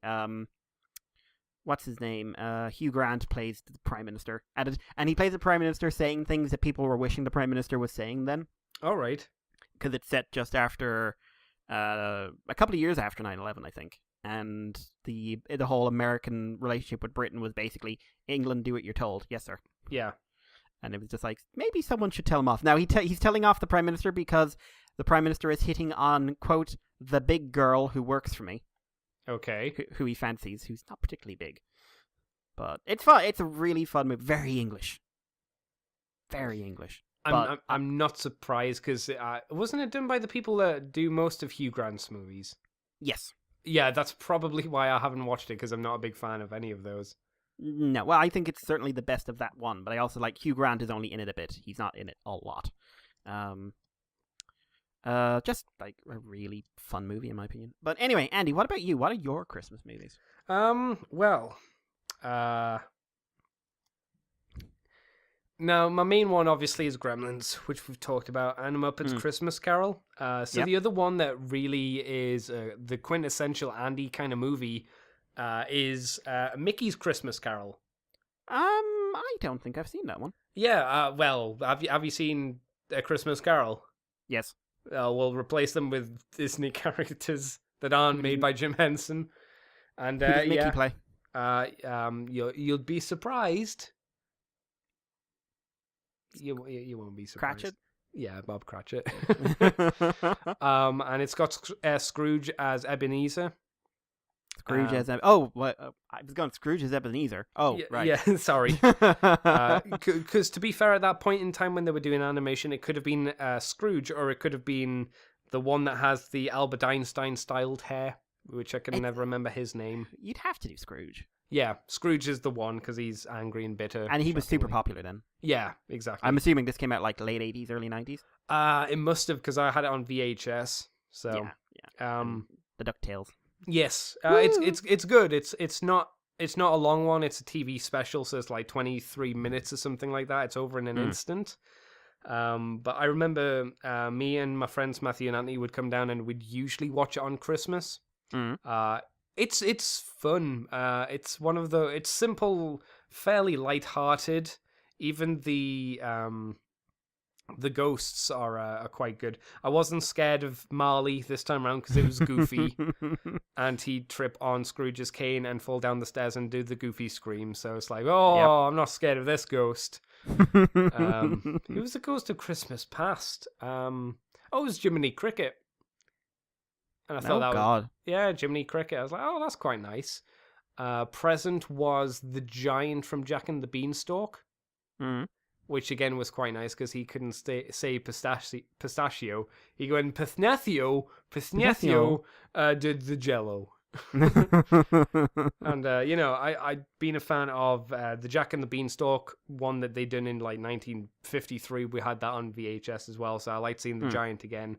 Do you know who Death was? Nope. And this was the bit that scared me. It was Pete. Pete. Oh, Jesus, Pete. Yep. And he's like, "Oh, Spirit, whose grave is this?" And it's, "Well, it's yours, Ebenezer," as he kicks him into the hole. And as the coffin opens up and the fires of hell are licking his feet, and Pete's laughing maniacally while smoking a really deep cigar, as Scrooge is about to fall into hell, which again, as a child, was like, "Oh my God. What is this living nightmare that I'm watching?" Quite a few harrowing things in Christmas movies for young Andy as a kid. At least if it's a Christmas Carol. Yeah. So yeah, that was always something I enjoyed. There's always a special on beforehand as well, where Mickey would go out and get a Christmas tree, and it was Chip and Dale who lived in the Christmas tree. And, hijinks ensue as Pluto knows that the chipmunks are in the tree, and the chipmunks are enjoying the fact that their tree's got all these weird decorations in and all that stuff. There's like, what the hell are these baubles? Ah! So, there is a little bit of, I wouldn't say a tradition now, but I definitely feel more in the mood to watch Star Wars, at least the original trilogy at this time of year. I was going to say, is it going to be the Christmas episode? Do you want to watch the Star Wars Christmas episode? No, I've never seen them. I don't plan to. You do. Oh, you do. I don't. I don't need to. It's kind of like seeing The Room. It has to be done once. No, I don't think it does. I've seen people do reviews on them, and I'm like, yeah, this is literally enough. I don't need to see any more. Yeah. What can I say? Christmas, Star Wars, it feels more... I think it's a deliberate marketing thing that they've done, because they want to get the Star Wars movies out about Christmas time each year, so it's more ingrained in me to think that Star Wars is Christmassy, or should be seen at Christmas, so they've probably done quite well to just make me feel that it should be watched then and there, if you know what I mean. I'm trying to think if there's any else I don't think there is. I tell you another Christmas thing, which is good. I do like the original Miracle on 34th Street. I don't think you should see the newer one. I don't think it's nearly as good. I think the original's just so much better. I just prefer the actors. I prefer how I think it's because it's an old movie, and when they updated it, it didn't feel like... It didn't feel like in some ways that like it belonged to be a newer movie. Like it works Yeah. perfectly well as the old movie it is. The old movie was kind of like, oh, Santa, and the new one was kind of like, well, he's probably not, but Yeah. hey. It was almost like there was less magic to it. It was cynical. Yeah. I mean, it's not trying to be cynical, No. but it just feels cynical. I think it's just got that 90s cynicism. Because you need to see, hey, he's a crazy man. Look at him in the mental home. Yeah. Yeah. Have you ever seen Scrooge before? Because a lot of people like Scrooge. Ugh, not my type of movie. No, I've watched it a few times, and I can see why people like it. There's some decent humor in there, but the thing that I really dislike about it is I don't feel the speech at the end. You know, the speech Bill Murray's giving where he's like, yeah, everybody, peace and love and all that stuff. It feels, at least to me, the way that it's delivered is very disingenuous. Like, Bill Murray doesn't believe a fucking word of it. Oh, God, no. And I think that's the problem when your hero, who's Ebenezer Scrooge, effectively a modern day Ebenezer Scrooge, is at the end of the movie, and you don't believe that he's made his turn. You don't believe that he really believes that peace and love and goodwill towards men is what is really mean about Christmas. And it almost feels like a ploy just to get his girlfriend back and get a quick talk in with her. I think you lose that. I do like some of the effects. I do like the ghosts of Christmas past, present, and future. I think they're done quite well. I like the funeral home scene where his body's being put into the furnace, because the visual design of the morgue is a very dystopian future kind of design. It's all very it's almost like the color scheme and the design that they used in portions of Beetlejuice. That very kind of flat black and white big open rooms that have nothing in them, but they feel devoid of life, that kind of feel to him. I like that stuff, but I think Bill Murray was a terrible choice to play as Ebenezer Scrooge for that film. I think people watch it because Bill Murray. Yeah, and like I say, I can understand, because it is funny, but if you say to me, like, which is the better version of A Christmas Carol, I think everybody can tell I would probably go with The Muppets Christmas Carol, because it just, I don't think it's been beaten. And I don't know whether that's because I was a child when I saw it, and I'm nostalgic for it, so I'm very biased, or what. But I would still pick that. Have you seen National Lampoon's Christmas Vacation? Yes. I would struggle to call like any National Lampoon's anything. Like Anything. hey, farts and boobs and vomit jokes. And hey, Chevy Chase's life sucks, and invariably he'll see a hot woman he wants to do things to, but then he doesn't because his wife is there. It's harmless fun. I find it much more Christmassy than, say, Scrooged. It gives me a better feel than that. But I can see what you're saying. Do you know what I'm surprised no one mentioned? Home Alone. I don't like. I'm not saying they should have, but for me, when I think Home Alone, I don't know why, but I don't think of either of them as Christmas movies. I think usually when my brain goes back to a Home Alone movie, I think of an asshole kid, because Kevin was just a cunt. Oh God, he was terrible. He was just a cunt. Granted, his whole family are assholes as well. Oh, but yeah. He's a cunt, so... He's a product of his environment. He really is. But then the rest of my mindset is just two men who should be dead continuously not dying. So, I mean, I like... The most Christmassy that movie gets is the next door neighbor stuff, which is nice and it's very sweet. But if you take that out, how much Christmas is there? At the end, he gets his parents back for Christmas. Yeah. His abandoning parents who literally forgot one of their own children. Yeah, they're not good people. That's not something you can cover up. Well, that's not something you can go, oh, well, it's natural. No, it's not. To be fair, how did they afford that house? No matter what any of them do, none of them do anything legal. At best, Kevin's father's like a really dodgy lawyer for the mob. Yeah. Or like stealing off of like the government. Yeah, they can't be good people. I No. refuse to believe that. Especially since none of them look like they are dressed for that house. No, they really don't. They look They like they're really dressed for a much, much, much worse house.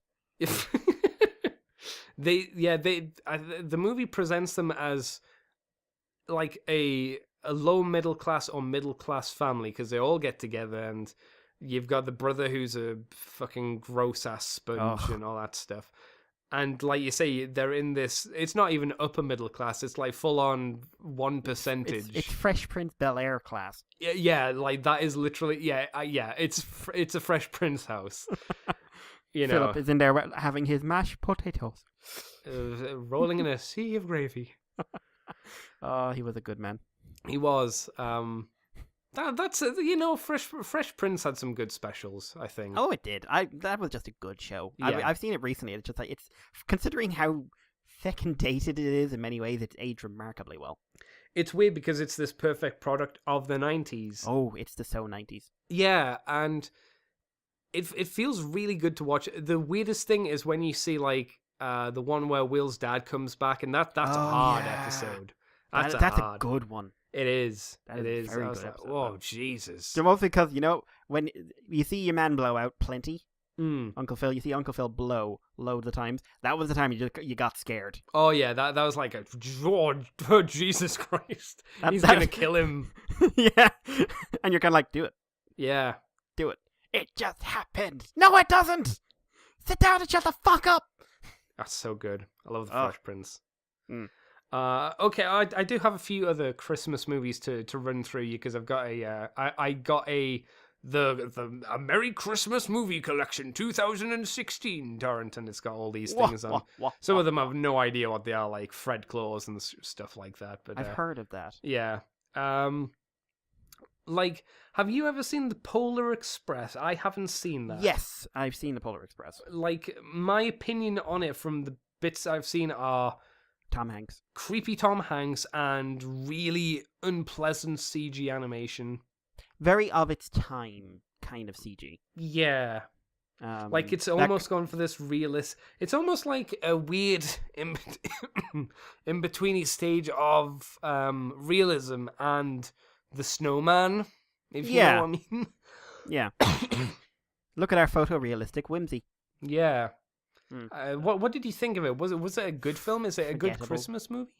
Forgettable, in my opinion. Forgettable. Okay. Mm. Nightmare Before Christmas, which is it's a difficult one because it's got its toes in both holidays, so it does make it a little bit more of a tricky thing. Is it a Christmas one? Well, yes. Is it a Yes. Halloween one? Yes. Yes. Is it a hard Christmas movie? No. No. It's a fun still- film. Yeah, it's still. I don't want to use the word good because I think in this day and age it's being blown out of the water in a lot of ways because it's like it's disgustingly hot topic. Yeah, well, it's one of those ones that's important in a way because of its stylistic nature and how much work went into it. Yeah, but I don't think it's nearly as good as it's touted at being. Like the songs aren't No. the greatest. No, it's one of those ones that is. It's good if you haven't seen it in 20 years. Yes, yeah. I don't think I could watch it every single year though, me personally. No. I wouldn't derive any enjoyment from doing that. It's very much from the age where Tim Burton was a name to go for. Yeah, I remember those days. So, it is what it is. Before Helen Bonham Carter was in every fucking movie. Oh my God! Stop, please, Elena. You're lovely, every stop. movie. Is she the lady from Harry Potter as well? Yes, she is. I thought so because they've had those on each night for the past few nights, and I've been usually dipping in for the last hour or so of them and going, these are movies that I watch and don't really have any attachment to anymore because I kind of grew out of Harry Potter. I'm gonna say it now. Even when I was into Harry Potter, those movies were bad. Yeah, I remember like the where did I get up to with the audiobooks? Because I thought the audiobooks were great because they were read by Stephen Fry. Well, So yes. completely biased because Stephen Fry's a fucking god. Like Yes. If we could have Stephen Fry on our show to talk about Anything? like, anything I would. What's the weather like, Stephen?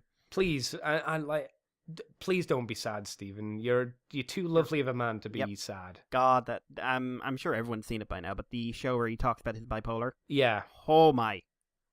And Like- it's so bad because like, he's such a good man.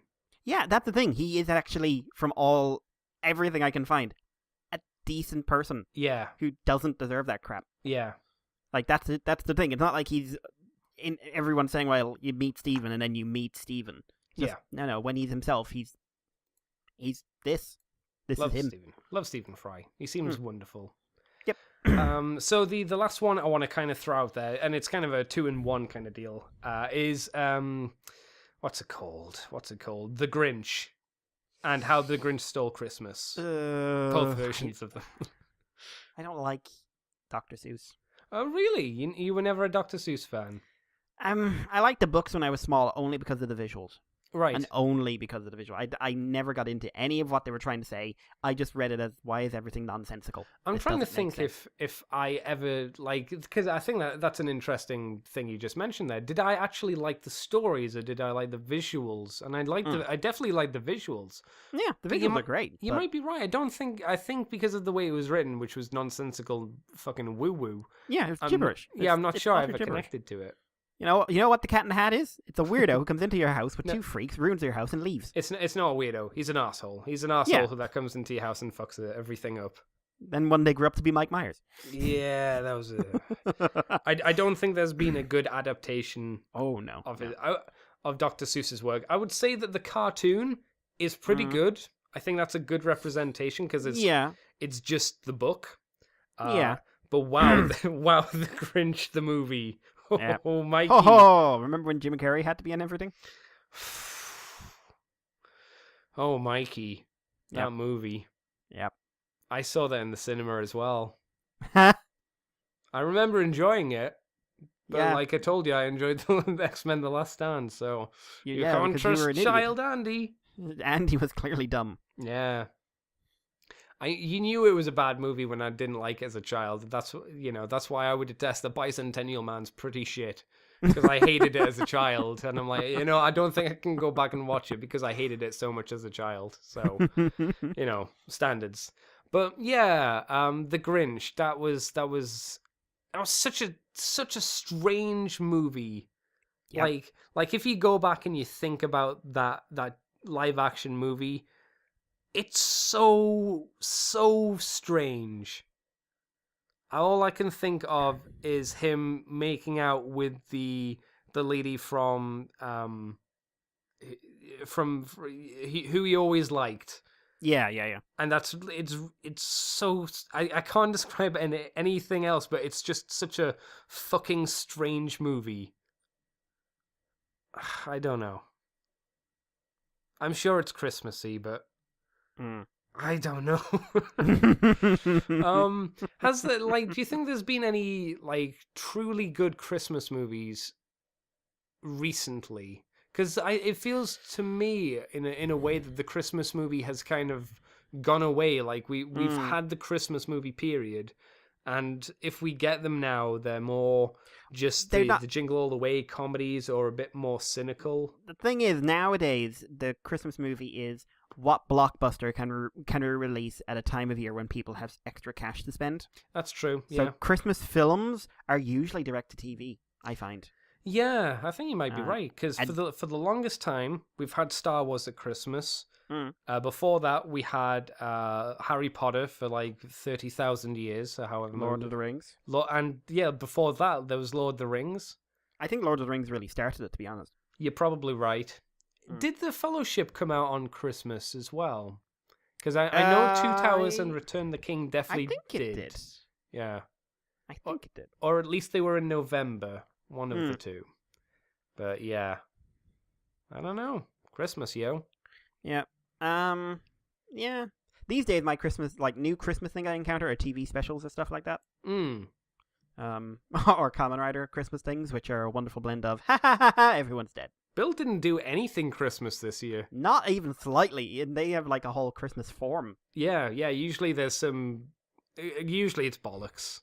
Yeah. Even in X8 it was pretty bollocks, but then they brought in Dangerous Zombie, and you're like, What? Your Christmas present is death. Yep. And one of the best rider suit designs in years. Yeah, and then like what was like another one to stand? Gimes was ho ho ho. Coach is doing a backflip and death. Was that is it usually the time when they for the good Kamen Rider shows when they just went, yo, we're gonna bring the sad as well. Merry Christmas. Wizards won. What did it? It brought Phoenix in or Phoenix back after they killed him the first time, Right. and then Santa Claus shows up at the end in someone's underworld, which means that Santa Claus is inside of all of us. That's not a bad message, I suppose. And it's kind of true. Didn't help fight the monster that's trying to murder him. That's a little unfortunate, Santa. You should probably pull your finger out.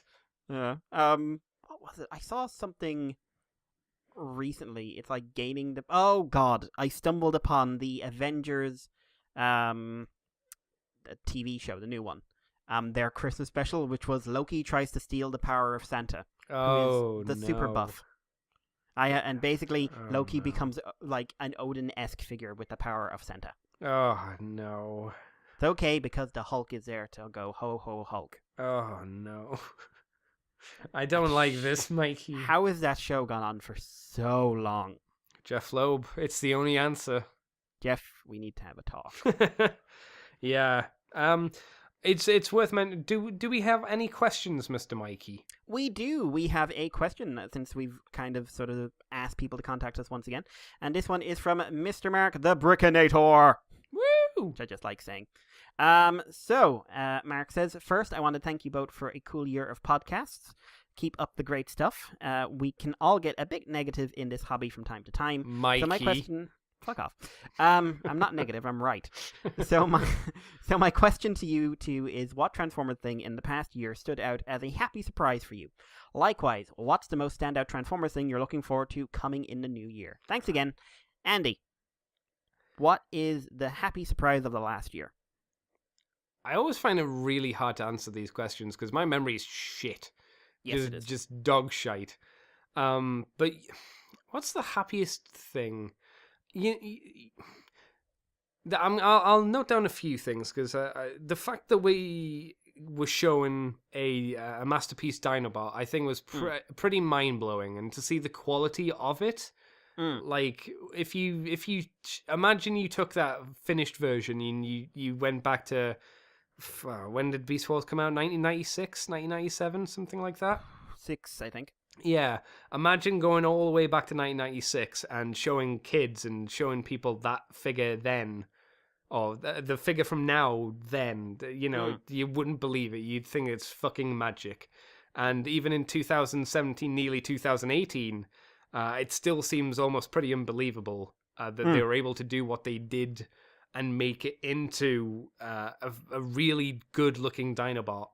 It's I think that was a pretty nice surprise. Yeah. I'm still surprised how many people go, oh, well, the Dino mode is shit. And it's just like, why? What were you expecting? I think it's excellent for what they're trying to do. I think people want a one-to-one of the CG model, and that's not physically possible. Yeah, I can understand why people want the one-to-one and why problems stand out to them, and I don't blame them for problems standing out, but in my mind, I'm always considering what is physically possible versus what's not. And it's not possible to get, at least in 2016-17. Maybe in like 10 years' time, we'll have even better toy tech. But currently, there's just no way to do that CG model. It's just impossible. What can you do? I'd also throw out as a nice happy surprise all of the Takara Legends comics. Every time we have one of them, I find it to be so joyful. I look forward to it every single time we have a new one because I'm always looking forward to seeing what fucking dumb shit is happening. Oh man, the new one, the Octane one. Yeah, it's so Oh my good. god. It's so It pissed off fucking so good. many people on Twitter. It was amazing. It's so much fun. It's I so saw silly. Someone edited Sakamoto's wiki page to describe him as a very, very creepy man because of it. Oh no. And I changed it back, and I just changed it to his approach to Transformers fiction is, yes, but what if anime? Because he's lovely. Yeah. He's a lovely guy. Like, he's like the nicest guy. And it's just, oh man, that just broke me. I laughed my ass off. Like, it's just so dumb. It's so Japanese, and so what happens in every Japanese media, and it's just so, because of course, Trick Diamond is going to do a Gravure Idol video. Of Yeah. course she is. Of course there's an ass shot. Because this is a real thing. Anyone who doesn't know, all those female characters you've seen in Japanese media, like played by actual actresses, Mm-hmm. like whether it's toku or movie or just general TV show you stumbled on or whatever, a large part of their income is doing sexy magazine shoots. Yep. So, hey, how many of those innocent girl characters from your Sentai have been photographed in the near nip? It's just the idle scene, really. Or now Okawa, who has been photographed in the actual nip Mm. and doing things in the nip. And, Because she was fair a enough. porn star. Who went on to do children's programs, which is just another world. But oh man, the Legends comics, they just make me smile. I not just for like the stupid sexy stuff, but just the general tone. Like Trigger Happy's a 1920s bad guy turned cop. And Misfire is a gambling pimp. Yes, he is. What was Slug Slinger again? Because I saw him, and he's got a character as well, doesn't he? Yeah, I God, can't remember offhand. No, I think Slug Slingers hasn't been translated yet. Right. Okay. But Slug Slingers one is hilarious, just because it's basically Slug Slinger versus the Target Master ladies. Now I They always defeat him enjoy the it. only way they can. It sells me on things that I originally think I wouldn't be interested in, and then I'm like, man, I we see it each and every time. We really do like these things to be collected in a proper comic. Yeah, Whether they are or they're not, who knows? yeah. But I at least hope someone will just, because it's only like 1 to 4 pages each. yeah. Someone will do a full translation of them, fan or otherwise. But it's so good and so heavily referential to the fiction. Yeah. Like areas of the fiction you've all forgotten about, and it's just so clearly done by someone who really loves the franchise and is a crazy Japanese person, which are two very good things to combine. It's just pure fun, and that's what's brought more happy surprises for me. What about you, Mikey? In the past year, what have been some good happy standout things? I'm sticking with the one would be there'd be something Dinobot related bots. I would think. Yeah, but I would say for me, like the big standout. Oh, I did not see this coming. Is a Japanese thing, which is the Flame Toys. Oh, of course, yes. The Flame Toys figures. No one saw them coming, No. and I mean no one. These super high-end, non-transforming figures that are not of Optimus Prime, Megatron, Starscream, Soundwave. Yeah. And Optimus is in there. He's coming one way or the other. It was always happening, but it just caught me completely off guard. And not only are they high-end figures, they're not G1, they're comics. And not only are they comics, but they're stylized versions, which means there's actual original creativity going on in the designs. And they're being done by people involved in stuff like Trigger. Like, everything about these and they're being done by people involved in Sentinel. It's just so interesting to me that these are coming out. And they're characters that, for the most part, have not gotten a lot of toy representation. Mm. Or none, in the case of both Mord Meets the Ice, Starsaber and Tarn. I love it. I love what they're going for. I really wish the big figures were in the affordable range. I think them doing the model kits is great. Yeah. Really super interested to see how that goes. But that blew me away, because I never in a million years saw that coming. But Mikey, they don't transform. They don't. Fuck it. They're trash. Put them in the bin. Yeah. No. People who say that are over appreciating themselves. Because there has been some very nasty things said about these, based entirely on the fact that they're not transforming figures. And I always find that interesting, because that's where you find the difference between the Transformers collector and the collectible collector. Yeah. Because like there's the you and me and Chris's and Matt's of the world. Don't put me in the same boat as him. Yeah. Don't fucking do that. hang out with Canada, Andy. Ugh. And the sets and the Matt Timies and all those crowd who come. We're in this in a broad spectrum. Yeah. We like our Transformers, but we're also interested in how other figure lines do things, how other characters from other franchises are represented. And then you can tell because you got a lot of people buying Black Series or Marvel or Figure Arts or Figma or Ultra Action statues or whatever they're called or a million other things. And then you've got people who are going like, well, it doesn't transform. And which means those are the people I think are buying Transformers and only Transformers. And they don't, because they're so convinced that the transformation is kind of the value for money. The idea of paying a lot of money for something that doesn't do that, they can't get their head around it.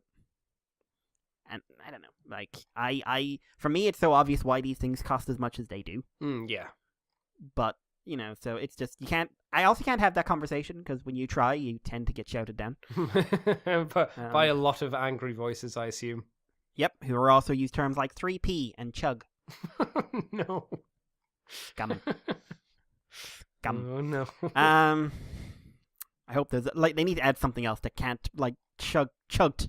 Like that one had begin with a T. And I call it the chugged. But yeah, so that would be like my standout, caught me by surprise, happy one. What about anything you're looking forward to?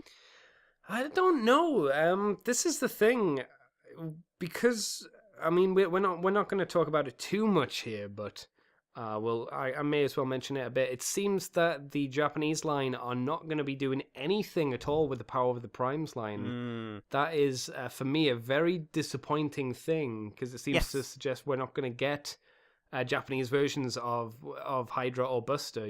There's not going to be their Japanese equivalents, which I think is a massive shame. Well, we were saying the Japanese are going to do Lio Kaiser because they'll do Leozak out of the Starscream mold. Yeah. I mean, it would just make sense to, and it might not happen. Yeah. Are we going to get Dino King? Yeah. Well, yeah. Probably not. Maybe because there's engineering in there from the Hasbro side, but and they're even saying the boxes are going to be the same. Yeah, I mean, maybe if we do get these things, maybe it's just going to be more of a focus on the Takara Tomy Mall exclusives. I don't know. I'm hoping that this is a short-term thing. This is just like Power of the Primes, whatever. And I'm hoping it's also been exaggerated. I really do hope so, because me and you have talked about it, and again, put a little bit of fear that, well, what's this mean for the Legends comics? Will we not get any more Legends comics? Because that, again, would be a massive shame. I mean, like, in all honesty, in my opinion, Takara has done the best Transformer toys of recent times. Yeah. Certainly in the main lines. I mean, they've done the girl figures they released over there were way better. They did original versions. They did Slipstream. You'd never get Slipstream otherwise. You'd never get Nightbird. They did Megatronia. They did Crazy Combiners. They did Grand Galvatron. They're doing a version of Overlord with a brand new head, brand new chest, and 2 different faces, one of which, if you squint, can be IDW Overlord. Yeah. They're doing a lot of really interesting stuff, and they continue to do a lot of interesting stuff. They're doing Great Shot. Grand Maximus. These are the things that make the franchise come alive for me because they're just left field. They're just things you wouldn't expect. When Hasbro does things, they do characters that may not get a lot of attention. Sometimes they do some pretty interesting stuff, but they do like toy decos. Yeah. I think lightning just went off outside my window. Oh. I think I heard that. The gods are angry. The new year's coming in with a bang. Vangelis gets the police. I get Thor. My sister's gonna be not even the fact that we get just the toy color schemes, but usually with a lot less paint taps as well. At least in my opinion. And granted, these things are usually made up by the fact that toy hacks will come in and do stuff, but that's still a little bit disappointing. And let's be fair. They've got pretty shitty stickers on them at the moment. Right? Oh my god. Hey, Starscream.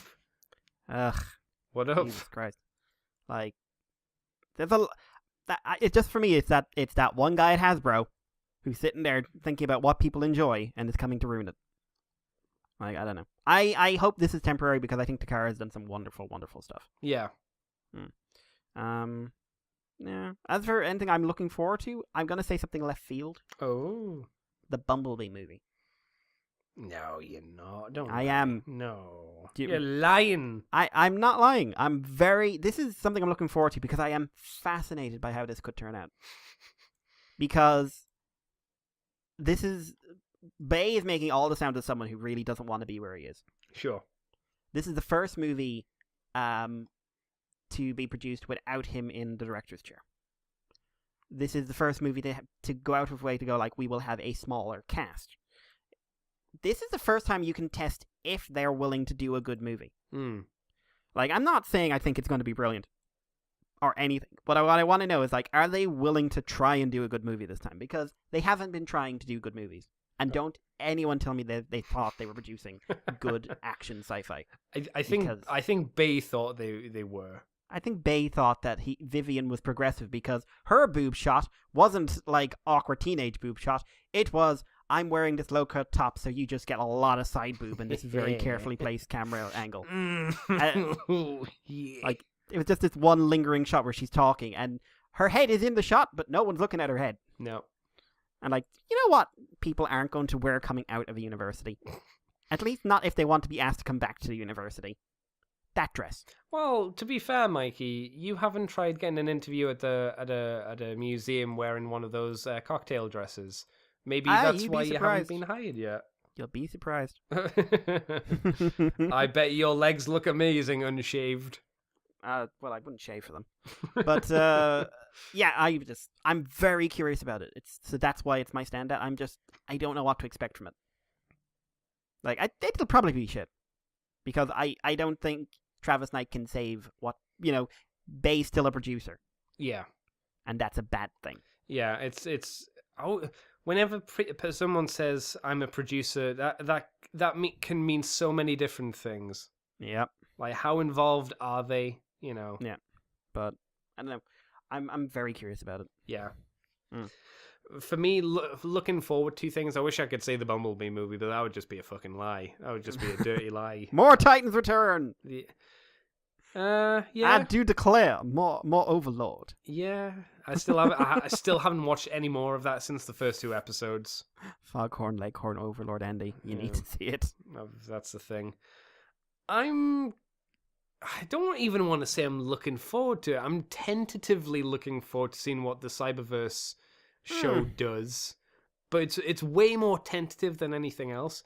And I'm very tentative on the power of the Prime line as well.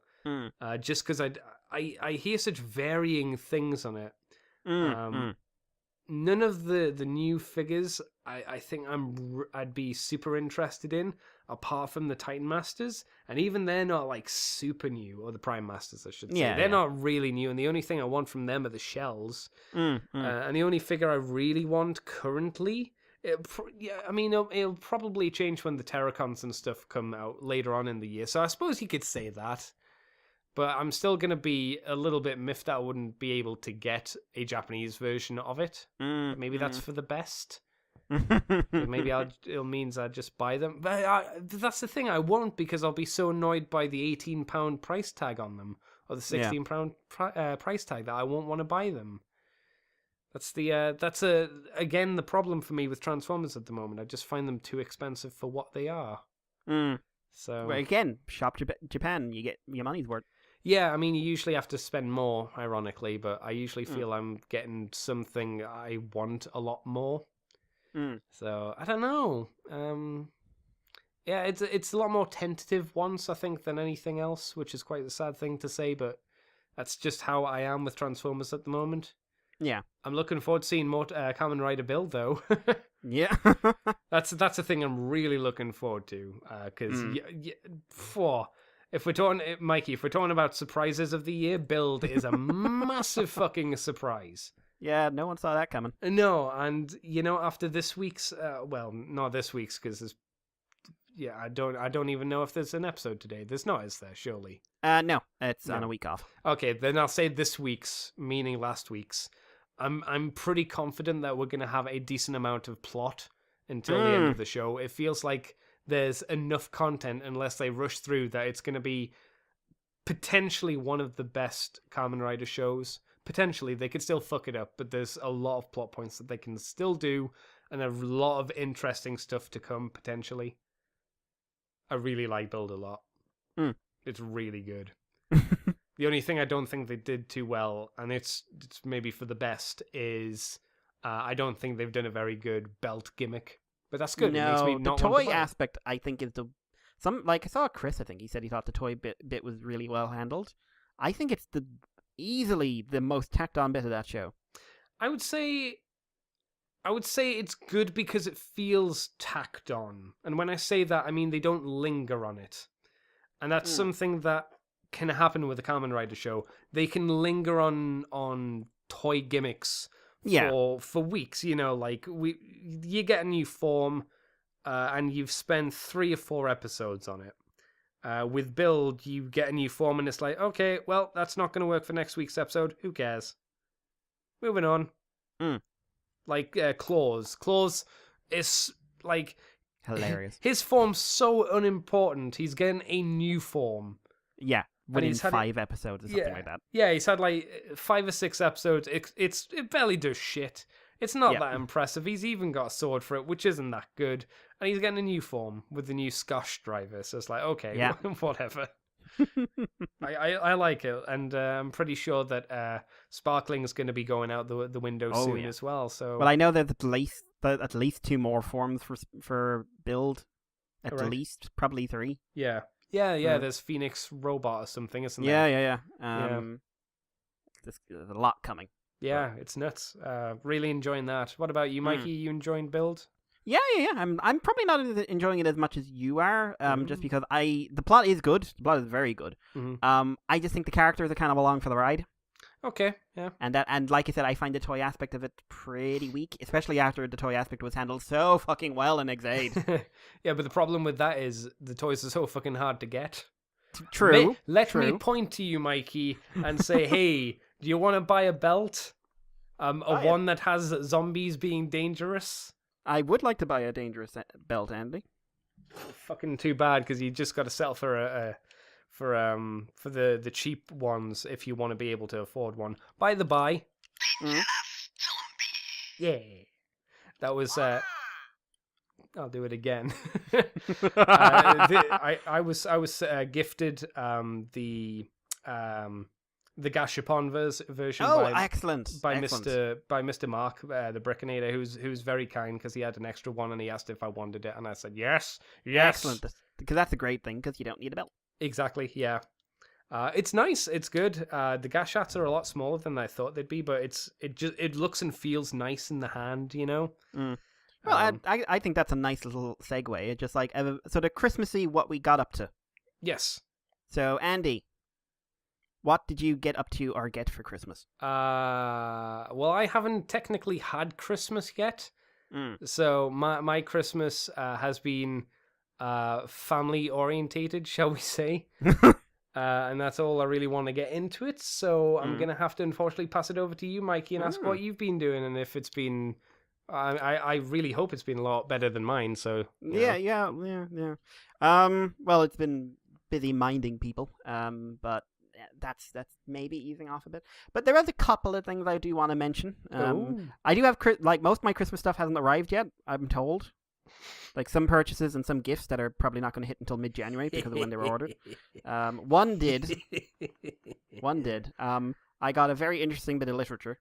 Oh, did it come? Yeah. What did you get, Mikey?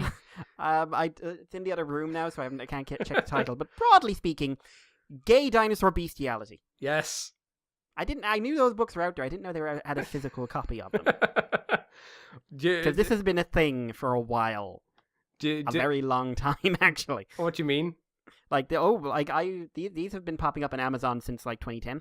Yes, I heard about them through Mysterious Universe. So the thing that I bought Mikey, because I'm a very good friend, was I bought him the book by Chuck Tingle called Space Raptors Butt Trilogy.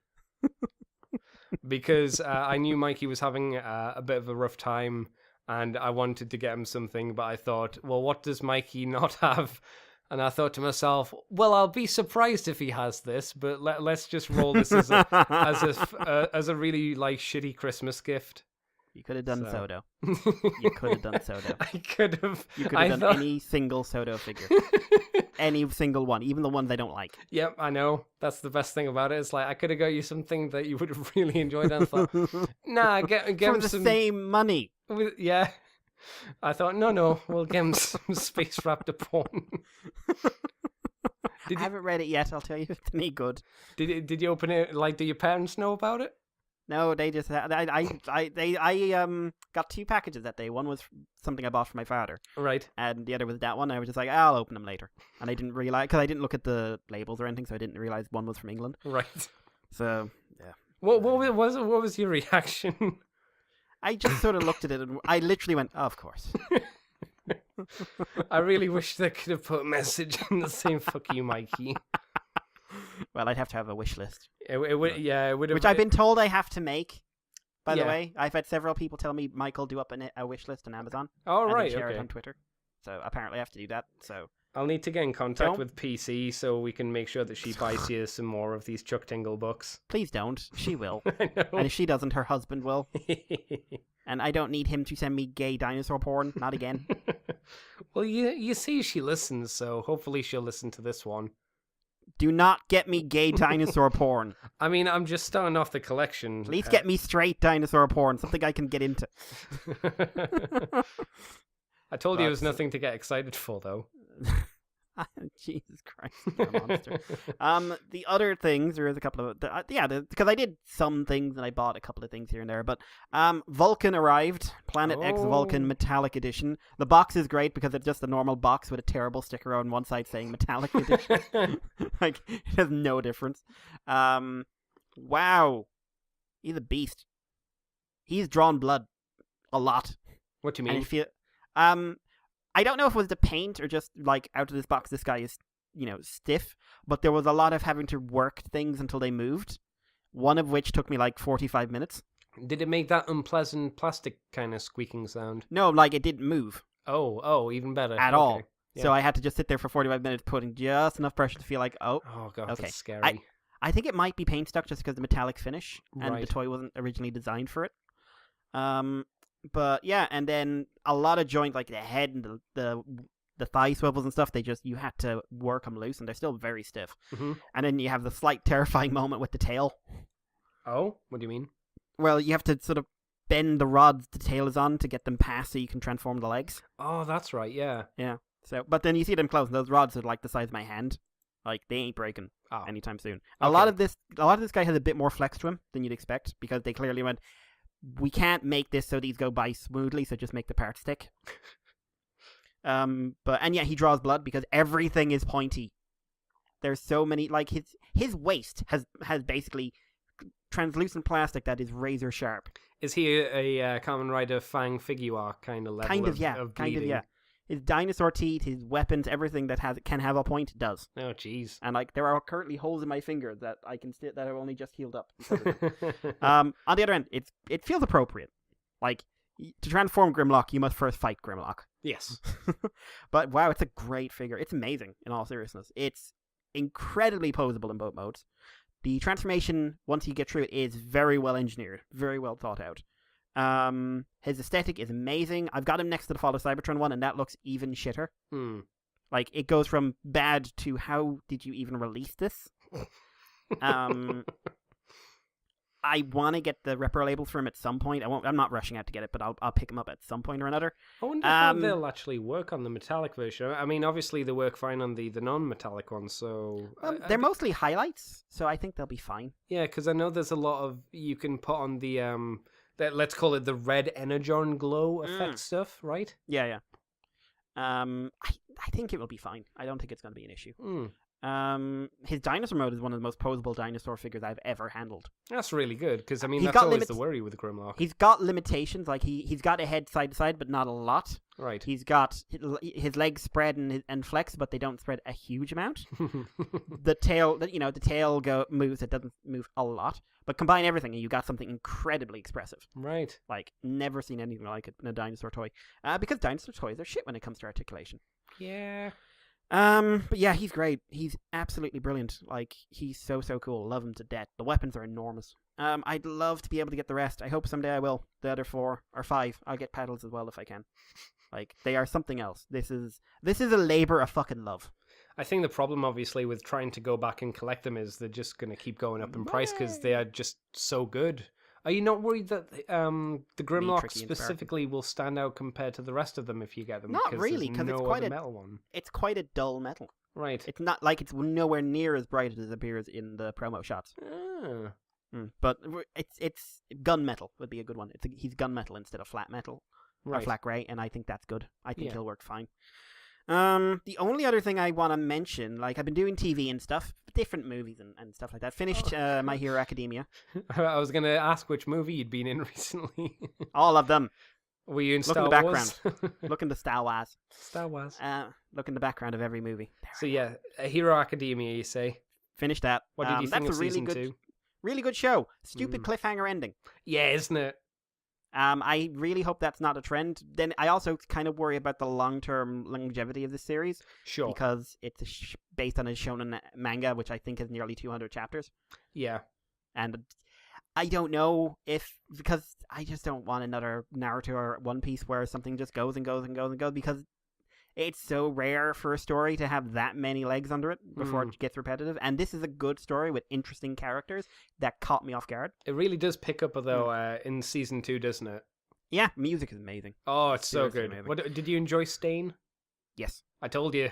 He's a really good villain, and you're like, man, this guy makes sense. Why isn't he in it more? Yeah, he's super cool. He's so much more interesting than the guy with hands. But but the one I really want to point out is the one that caught me bloody left field. Oh. And I've mentioned it to you, and I mentioned it on Twitter last night. On a complete whim, on a complete fuck it, why not thing, I decided to go back to the start of Ruby and watch the whole thing again, because I've seen season 1 and the first couple of episodes of season 2. Season 1 is light fluff, very light in plot. The animation is janky, but you kind of appreciate it for the money they had, and the fight scenes are amazing. The voice acting is people who can voice act but are clearly new to it. And if you actually look it up, most of the things like Rooster Teeth's executive producers and various staff guys they had on hand who could do some acting. Yeah. I'm just like, okay, you'll do. Season 2, watch the first couple of episodes because it was a food fight thing, and it was fun, and the animation was better. I never went back to it, and that was 2012, 2013, like a good long time ago. They're almost at the end of the 5th season now. They've got 3 more episodes to go. By the time I hit the end of season 2, I was jaw agape. Then I hit season 3. Andy, this is probably one of the best action shows I've seen possibly ever. How many seasons have they got so far? 5? They're 5, and I cannot see them finishing it in under 7. Oh, wow. Okay. Apparently, it's like some people saying they have a 10-year plan. Jesus. But it starts off in between 8 and 15-minute episodes. Yeah. Currently, the episodes average 15 to 20 minutes. Every single minute of that is used as efficiently as possible. Oh, cool. The animation has come on in leaps and fucking bounds. Like, the fight scenes there's actually a bit less focus on fights now. A lot less of the smaller filler fights, and a lot more, when the fight happens, it's a big thing. Still excellent choreography, even though Monty died, sadly. The story is brilliant. It's very tight, very well knitted together. The villains are great. The character arcs that are now developing are so well done. Really started coming in the latter half of season 2. You get a little bit of it in season 1, but it's really starting to come together. Action's brilliant. Like, you were saying, I watched season 1 and I didn't really get into it. Yeah, I hated it. I hated season 1. I thought it was boring. Yeah, but watch it. Just watch all of it. Oh my god, it gets so fucking dark. It gets so fucking dark, Andy. Do you watch it in English? Because I've seen the Japanese people doing it, and I'm like, oh, I might prefer the Japanese people. Well, the Japanese one is subbed as well, officially. So you can watch it there. I'm watching the English one. I like the English cast. The English casting now involves a lot of mainstream actors. Oh, cool. Like Chris Sabat's in there. Oh, wow. and like half of Team 4-star, Of course. of course. Of course. But I know I can sometimes oversell things, but even if you didn't like season 1, like, and season 2 is a bit more. It's still got a bit of season 1 in there, but it's ramping up. Season 3 is when things go to fucking nuts, Right. and there's a lot of tear-jerking moments, like actual like manly moments, and don't get attached to anyone. Mm-hmm. That's all I'll say. So shocked. I was not expecting at all. I wasn't expecting this. It like episode 11 aired today, and I think there's 14 episodes this season, according to something I saw. Oh, wow. Episode 11 aired today, and I actually had to walk away from the screen and go, "What?